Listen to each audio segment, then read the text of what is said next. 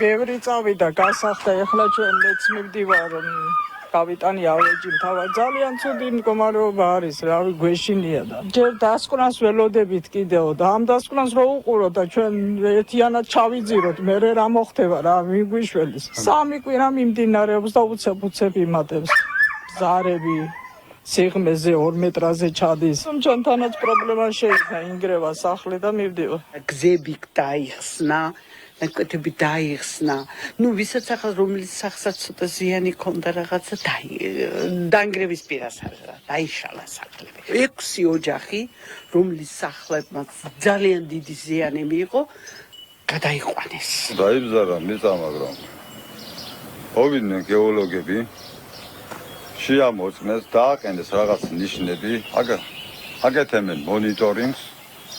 2 ოჯახი არის ჩემი სოფლიდან ძირითადად გაყვანილი, დროებით გაყვანოთ გულისხმობ. 3 სახლი არის ისე დაზიანებული, რომ არ შეიძლება ცხოვრება. შეიძლება 5-6 თვე გაგრძელდეს.